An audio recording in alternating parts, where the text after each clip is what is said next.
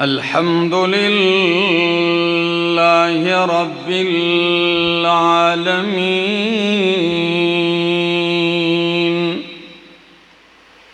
والعاقبة للمتقين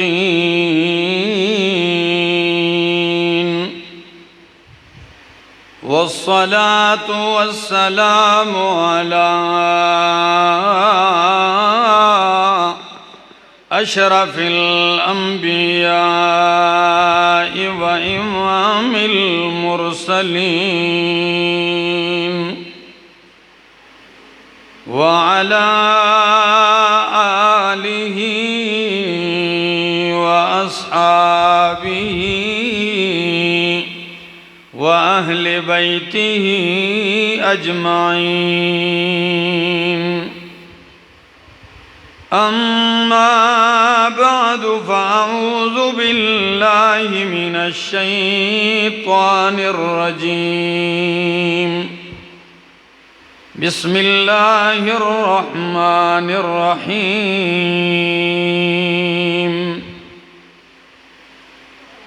هو الذي أرسل رسوله بالهدى ودين الحق ليظهره على الدين كله وكفى بالله شهيدا.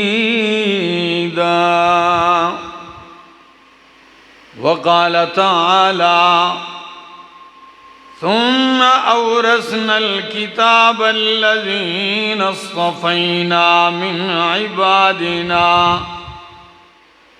وقال النبي صلى الله تعالى عليه وسلم: إن لله أهلين من الناس.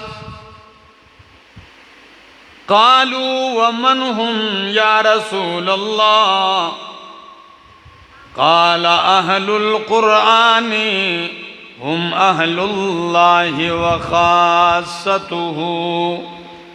سبحان ربك رب العزة عما يصفون وسلام على المرسلين والحمد لله رب العالمين.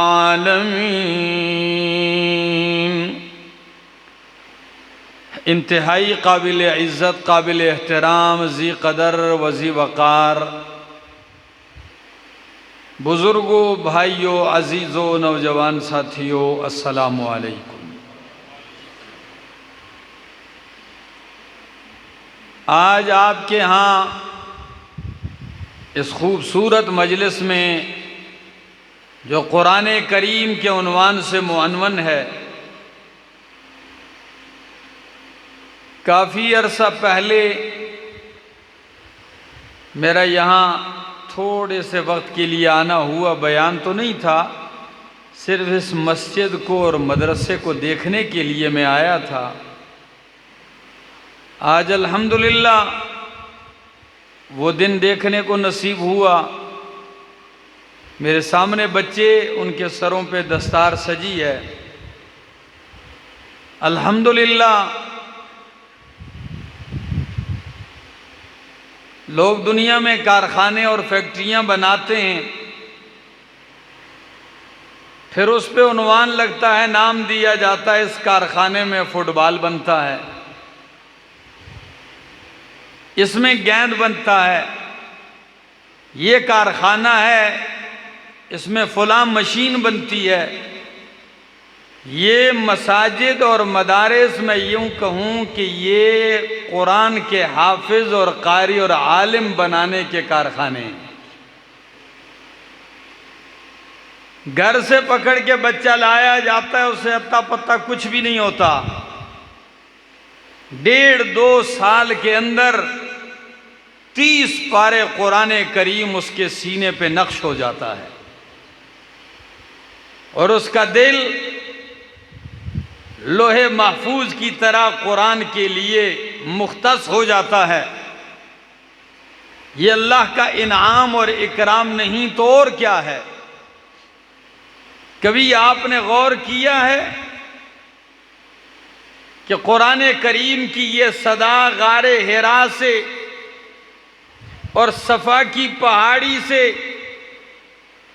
اتنی مخالفتوں اور رکاوٹوں اور دبانے کے باوجود ہر طرف سے بغاوت، لیکن چونکہ پیغام حق کا تھا اور سچ کا تھا، اور حق اور سچ کا راستہ کوئی روک نہیں سکتا، اس لیے کہ حق کا حامی اور ناصر اللہ ہوتا ہے۔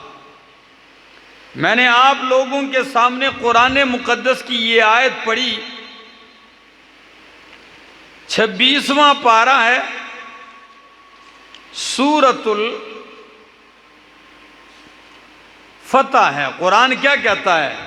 هو الذی ارسل رسولہ بالہدی ودین الحق، هو الذی ارسل رسولہ، اللہ وہ ذات ہے، ارسل رسولہ بالہدی، جس نے اپنا رسول ہدایت کے ساتھ بھیجا ہے، بالہدی ودین الحق، اور دین حق کے ساتھ بھیجا ہے۔ کس طرح؟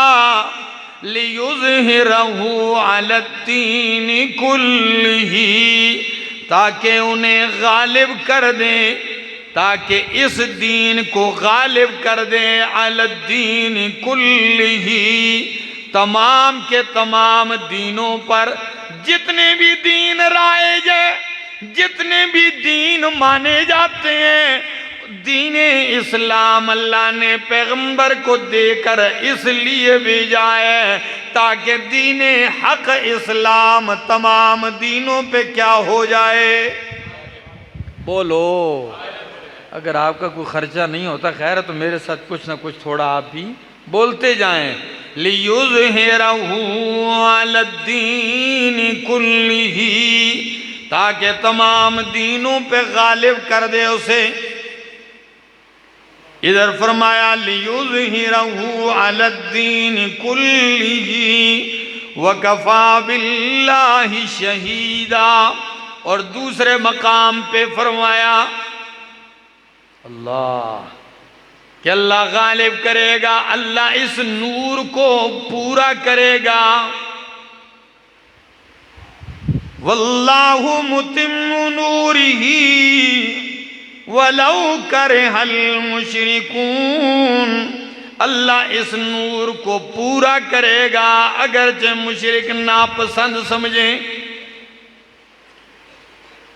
کٹیڑے والوں، کبھی خیال کیا ہے کہ یہ دین حق کی صدا، صفا کی پہاڑی سے اٹھنے والی آواز، کہ پہلے دن ہی سے اسے دبانے کے لیے پتھر مارے گئے، پہلے دن ہی سے اس کی مخالفت کی گئی، اور غیروں نے بعد میں کی، سب سے پہلے چچا نے پتھر مارا، اور تب لک یا محمد لہذا جماعتنا کہا۔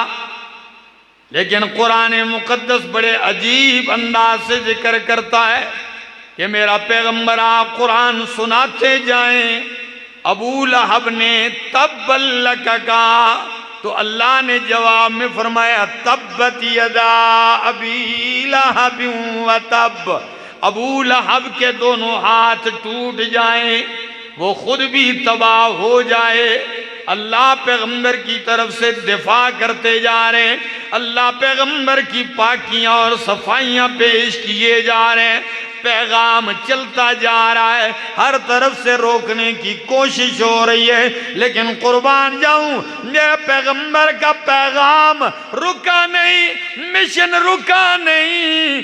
صفا کی پہاڑی سے اٹھنے والی یہ آواز مکے کے در و دیوار میں، بازاروں میں، کوچوں میں، گلیوں میں، عکاظ کی منڈی میں گونجتی ہوئی پھیلتی گئی، اور پھر وہ دن بھی آیا کہ اللہ کے پاک پیغمبر نے مکہ چھوڑ دیا، اور چھوڑتے ہوئے جب آپ جا رہے ہیں تو سواری پہ کعبہ کی طرف مڑ مڑ کے دیکھ رہے ہیں، اور آپ کی آنکھوں سے آنسو جاری ہیں، اور کعبہ سے خطاب کرتے ہوئے کہتے ہیں کعبہ میں تجھے کبھی چھوڑ کے نہ جاتا، مگر تیری قوم نے، میری قوم نے مجھے مجبور کر دیا، پیغام حق سنانے نہیں دیتے۔ اللہ اکبر۔ آج روتے ہوئے جا رہے ہیں، لیکن قرآن تسلیاں کیسے دیتا ہے؟ اللہ فرماتے ہیں ان الذی فرض علیک القرآن، ان الذی فرض علیک القرآن لرادک الی معاد۔ میرا پیغمبر، جس ذات نے آپ پہ قرآن کی تبلیغ فرض کی ہے، قرآن کا پہنچانا فرض کیا ہے، آپ فکر نہ کریں، آج تنہا جا رہے ہیں، کل وہ فاتح بنا کے واپس لائے گا۔ اللہ اکبر۔ آپ چلتے ہیں، مدینہ منورہ پہنچتے ہیں۔ اختصار کے ساتھ میں نے ساری تفصیل چھوڑ دی ہے کہ چلتے ہیں یار غار ابو بکر صدیق کے ساتھ، لیکن مدینہ ابھی آیا نہیں۔ انعام مقرر ہے، اللہ کے پاک پیغمبر کے سر کی قیمت لگی ہوئی ہے کہ جو ان دو میں سے کسی ایک کو گرفتار کرے گا 100 اونٹ انعام پائے گا، یا سر کاٹ کے قتل کر کے لائے گا 100 اونٹوں کا انعام پائے گا، اور جو دونوں کو قتل کر کے آئے گا 200 اونٹ پائے گا۔ کتنے؟ اتنی قیمت۔ عرب میں ڈاکو، قاتل، رہزن سب کی خواہش تھی کہ یہ انعام ہمیں مل جائے، لیکن اللہ کے پاک پیغمبر چلتے جا رہے ہیں۔ بریدہ اسلمی مدینہ کی بستی آنے سے پہلے پہلے 80 آدمیوں کی نفری لے کر حملہ آور ہوتا ہے کہ چلو 80 آدمیوں کی نفری ہے، چھاپا ڈالا جائے، حملہ کیا جائے اور انہیں گرفتار کر لیں گے۔ لیکن قربان جاؤں، جو ہی وہ قریب آتا ہے، نبی علیہ السلام اسے دیکھتے ہیں، ایک دم کہنے لگے من انتا ومن این انتا، تو کون ہے، کہاں سے ہے، نام کیا ہے؟ نبی علیہ السلام نے پہل کر دی تو بریدہ کہنے لگا انا بریدہ، میں بریدہ ہوں۔ جب اس نے کہا میں بریدہ ہوں، نبی علیہ السلام نے فرمایا اچھا فبرد امرنا، جب تو بریدہ ہے تو پھر بریدہ برودت سے ہے، برودت ٹھنڈک کو کہتے ہیں، پھر تو لڑائی نہیں، معاملہ ٹھنڈا ہو جائے گا، پھر تو ہمارا اور آپ کا معاملہ ٹھنڈا رہے گا۔ اچھا بریدہ تو ہو، کس قبیلے سے ہو؟ کہنے لگا اسلم۔ فرمایا اسلم تو سلامتی سے ہے، فسلمنا، پھر تو ہمارے لیے سلامتی ہے۔ اچھا اسلم کی کون سی شاخ سے ہو؟ کہنے لگا بنو سہم سے۔ نبی علیہ السلام نے صدیق اکبر کی طرف مسکراتے ہوئے دیکھ کے فرمایا ابو بکر خوش ہو جائیے، خراج سہموں کا آپ کا حصہ بھی نکل آیا۔ بریدہ یہ عجیب و غریب گفتگو سن کے حیران و پریشان ہو کے کہنے لگا اچھا مجھ سے تو اتنا پوچھا، اپنا بھی تو بتاؤ آپ کون ہیں؟ نبی علیہ السلام نے فرمایا انا محمد الرسول اللہ۔ اللہ اکبر۔ انا محمد الرسول اللہ۔ جب آپ نے یہ کہا تو بریدہ آیا کسی اور نیت سے، کہنے لگا ابسط یدک، ہاتھ پھیلائیے۔ نبی علیہ السلام نے جب ہاتھ بڑھایا، بریدہ کہنے لگا اشہد اللہ الہ الا اللہ واشہد ان محمد رسول اللہ۔ کلمہ پڑھ لیا، بریدہ کیا ایمان لے آیا، 80 کے 80 جتنے بندے اور تھے سارے مسلمان ہو گئے۔ پھر میں کہتا ہوں نا، اکیلا ہی چلا تھا جانب منزل، رہرو ملتے گئے کارواں بنتا گیا۔ قافلے آ رہے ہیں، 80 آدمی اسلام قبول کرتے ہیں۔ مدینہ کے جو قریب پہنچتے ہیں، فرمایا اللہ کے پاک پیغمبر میرا دل کرتا ہے کچھ آپ ایک شان کے ساتھ جائیں۔ فرمایا وہ کیا؟ پگڑی اتاری، فوراً نیزے پہ چڑھا دی، کہا یہ علم ہے، آپ کا جھنڈا ہے۔ دوستو میں نے کہا کہ یہ پیغام دبنے والا یہ پھیلتا گیا، ایسے حالات میں بھی پھیلتا گیا، یہاں تک کہ مدینہ میں وہ دن بھی آیا کہ اللہ کے پاک پیغمبر مسجد نبوی کی چٹائی پر بیٹھ کے قیصر و کسریٰ، روم کو، فارس کو، نجاشی کو، بڑے بڑے بادشاہوں کو خط لکھ رہے ہیں۔ یہ سوچ میں بھی نہیں تھا کہ دنیا کے سپر پاوروں کو خط لکھے جا رہے ہیں، اور خط میں بھی یہ نہیں کوئی لمبی چوڑی تقریریں نہیں، چند جملے، اور آخر میں کیا کہا؟ اسلم تسلم، اسلم تسلم، ایمان لے آ، اسلام قبول کر لے، تو بھی بچ جائے گا، سلامتی پا جائے گا، تیرا حق اقتدار، تیری حکومت بھی بچ جائے گی۔ پیغام چل رہا ہے، چلتے چلتے اللہ نے پورے عرب نے پیغام پہنچا دیا، اور سن 8 ہجری رمضان المبارک کا مہینہ ہے، صرف 8 سال ہوئے تھے کہ تنے تنہا جا رہے ہیں نبی علیہ السلام اور ابو بکر صدیق۔ کتنا عرصہ ہوا؟ 8 سال ہوئے۔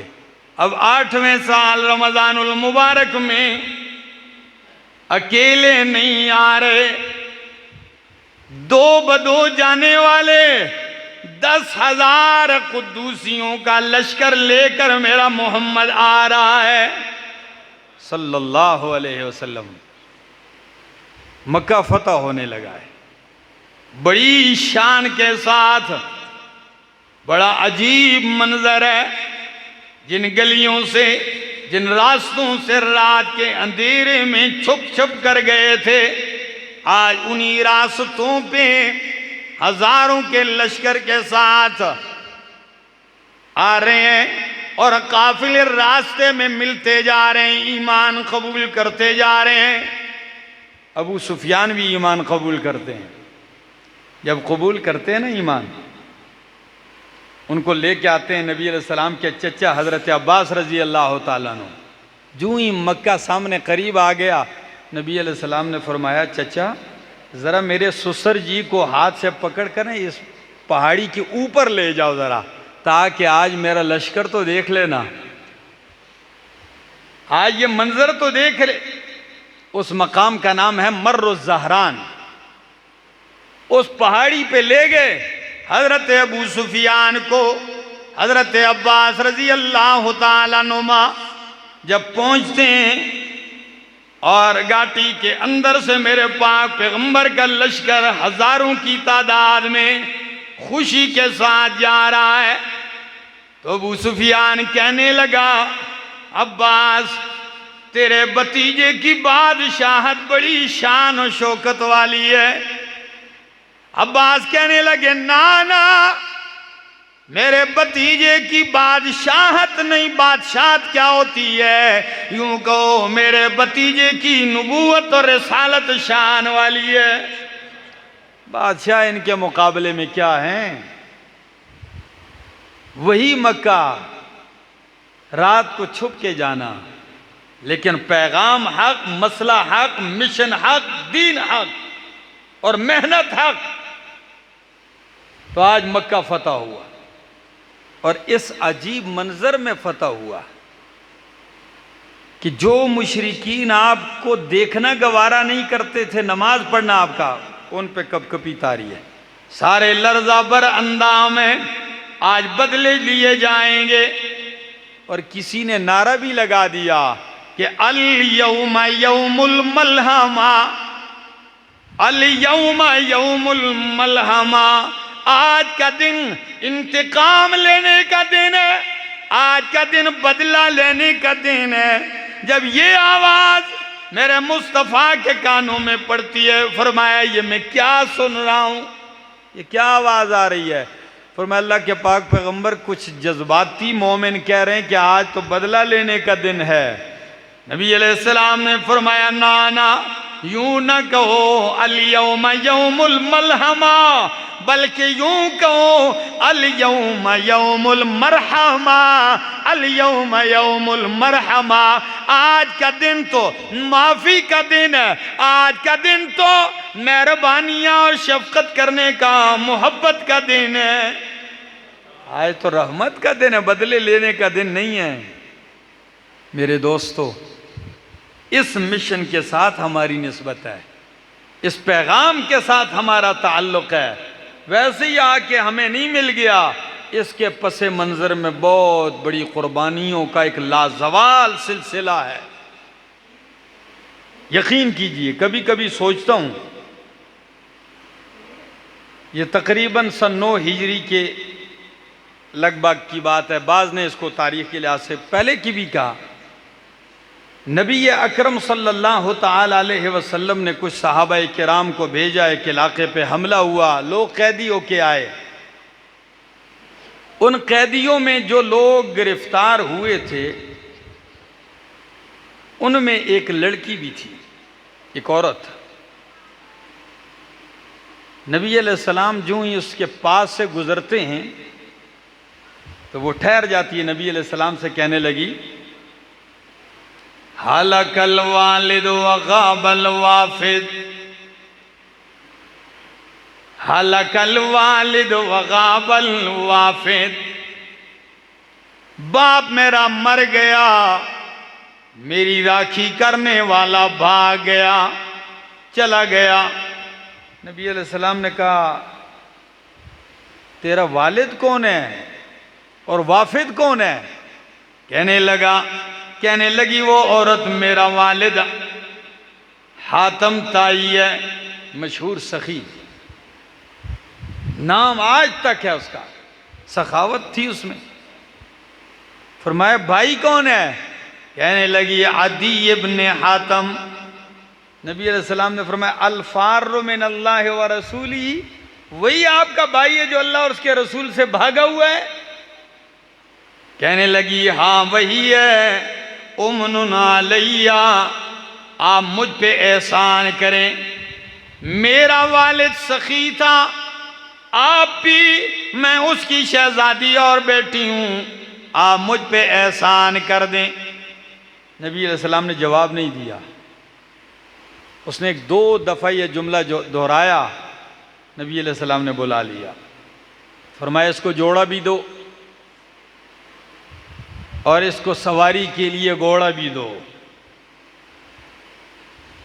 پورا ساز و سامان دو اور اس کو مکمل عزت کے ساتھ اس کی 4 دیواری تک پہنچا دو۔ اللہ اکبر۔ لونڈیوں کے ساتھ کیا ہوتا ہے یہ تو آپ سارے جانتے ہیں، پہنچا دو اس کو۔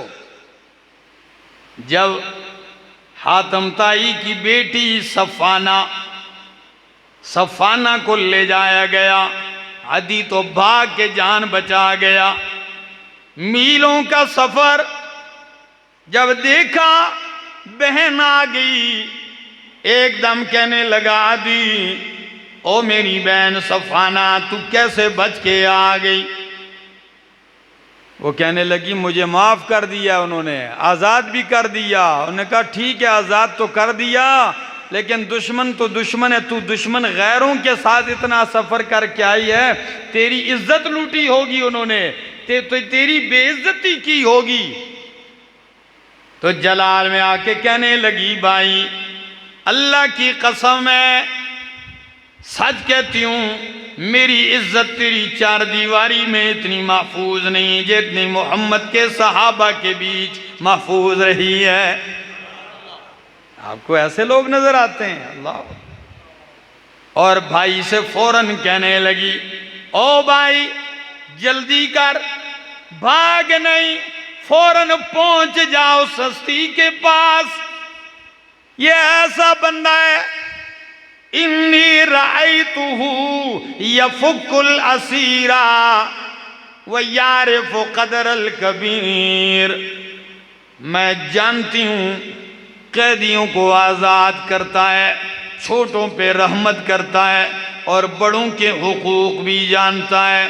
ان کان نبیًا، ان کان نبیًا، اے میرا بھائی اگر یہ مدینے میں آنے والی ہستی اگر یہ نبی ہے تو فالفضل للمتقدم، جو پہلے جا کے ایمان لائے گا وہ فضل پا جائے گا۔ کتنی عقل مند اور دانا عورت ہے یہ، کہتی ہے بھائی اگر یہ شخص نبی ہے تو پھر فضیلت اسی کی ہے جو پہل کر جائے گا۔ وَإِنْ كَانَ مَلِكًا، اور اگر یہ نبی نہیں بادشاہ ہے تو فَلَا يَزَالُ مُلْكُهُ، اس کی بادشاہت کو کبھی کوئی نقصان نہیں پہنچا سکتا۔ اگر بادشاہ بھی ہے تو اس کی بادشاہت جڑیں مضبوط کرے گی۔ جلدی جا۔ بہن کی یہ گفتگو سننے کے بعد عدی نے سامان سفر تیار کر لیا۔ سامان سفر تیار کرتے کرتے مدینہ منورہ پہنچایا۔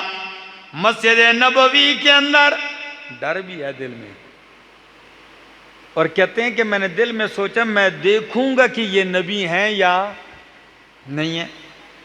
بڑی ساری چیزیں ذہن میں سوچ کے آیا ہے۔ کہتے ہیں مسجد نبوی میں بیٹھا، آپ کے نظارے دیکھ رہا ہوں، آپ عجیب مجلس میں بیٹھے ہیں۔ پھر جب مجلس برخاست ہو گئی تو مجھے ہاتھ سے پکڑ کے کہنے لگے چلیے میرے ساتھ گھر، میرے گھر چلتے ہیں، آپ میرے مہمان ہیں۔ اللہ اکبر۔ کہتے ہیں میرا ہاتھ پکڑا، میں ساتھ چل دیا، اور دل میں آپ کے اوپر خوب نظر بھی رکھی ہوئی ہے، مطالعہ کر رہا ہوں آپ کو۔ کہتے ہیں راستے میں ایک عورت آئی، انہوں نے روک لیا، ایک عام شخص آیا، انہوں نے روک لیا، جب تک ان کی بات مکمل نہیں ہوتی آپ کھڑے رہتے۔ میں نے کہا اللہ کی قسم یہ عادتیں بادشاہوں والی نہیں ہیں، یہ خود بادشاہ رہ چکے تھے۔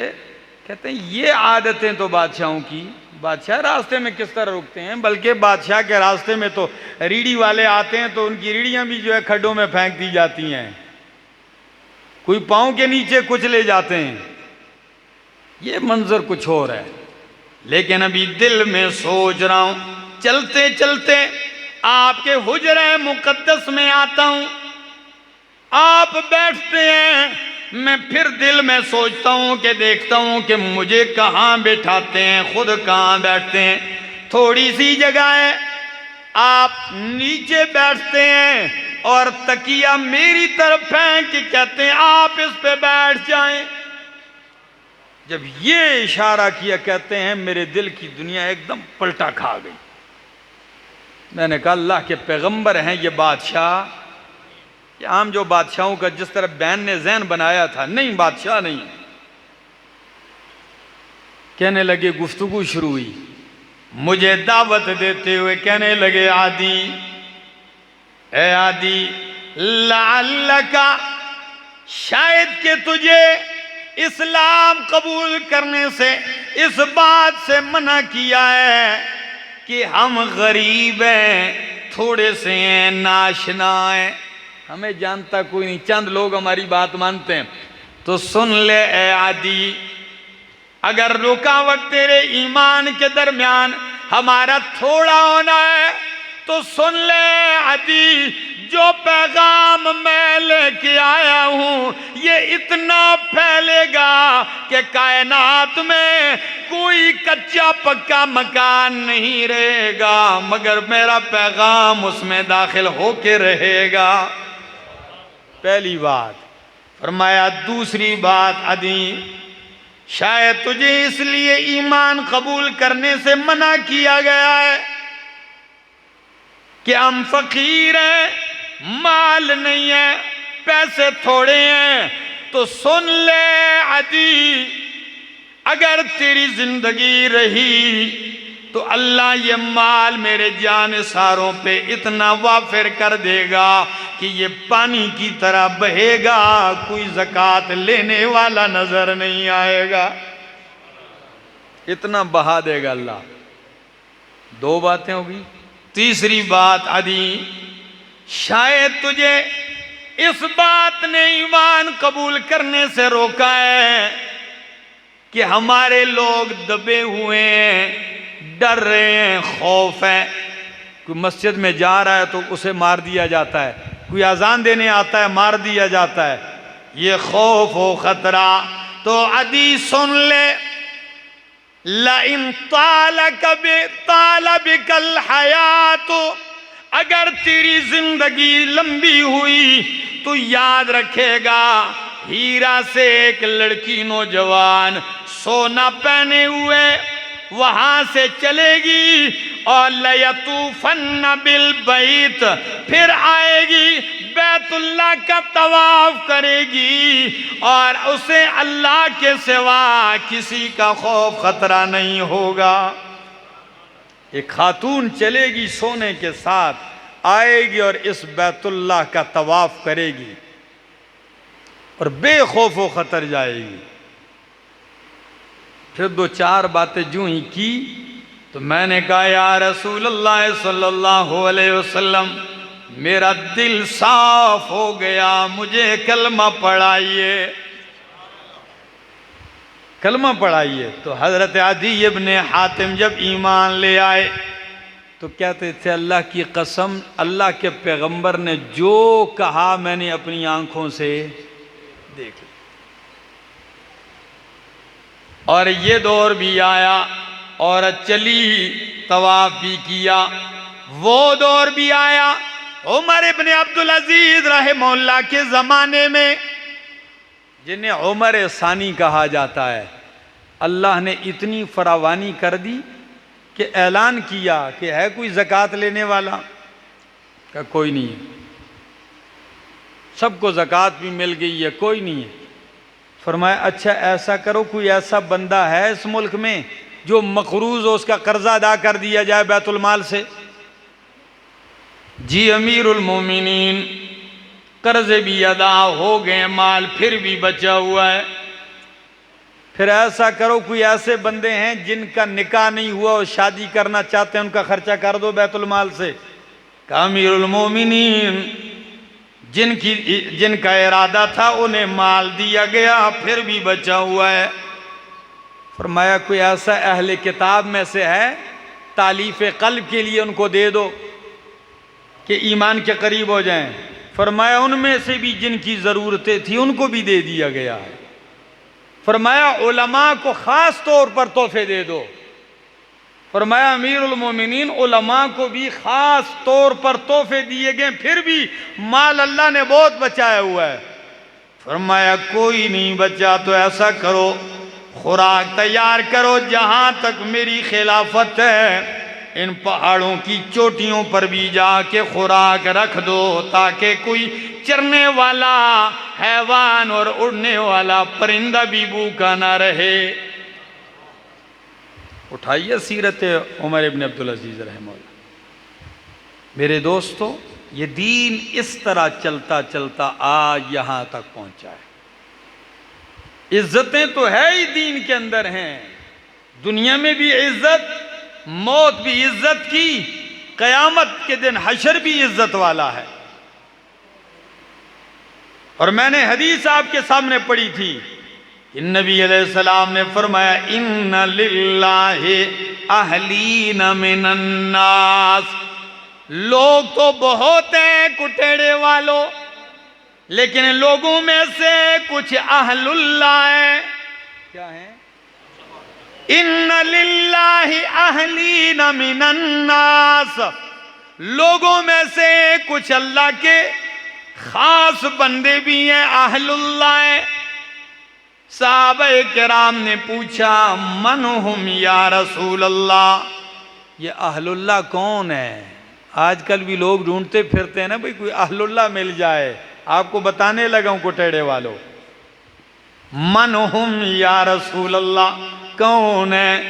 فرمایا اہل القرآن، اہل القرآن ہم اہل اللہ وخاصتہ، قرآن کے خادم، قرآن کے عالم، قرآن کے ناشر، قرآن کے مبلغ، قرآن کے عامل، قرآن کے لیے زندگیاں وقف کرنے والے، قرآن والے، یہ اللہ کے اہل بھی ہیں اور اللہ کے خواص بھی ہیں۔ ہم اہل اللہ وخاصتہ، یہی اللہ کے خاص بندے ہیں۔ ہمارے ہاں تو بڑی وقت ہوتی ہے، فلاں ایم پی اے کا خاص بندہ ہے، فلاں ایم این اے کا خاص بندہ ہے، ٹھیک ہے، فلاں وزیر اعظم کا خاص بندہ ہے، کتنی وقت ہوتی ہے۔ لیکن جو اللہ کا خاص بندہ ہو اس کی شان کا اندازہ لگاؤ، اہل اللہ وخاصتہ، جو اللہ کا خاص بندہ ہو تو اللہ کے خاص یہ یہی ہیں جو آپ کو نظر آ رہے ہیں، قرآن کی خدمت، قرآن کے لیے زندگیاں وقف کیے ہوئے۔ اللہ سے دعا ہے اللہ عمل کی توفیق عطا فرمائے، زندگی باقی، ملاقات باقی۔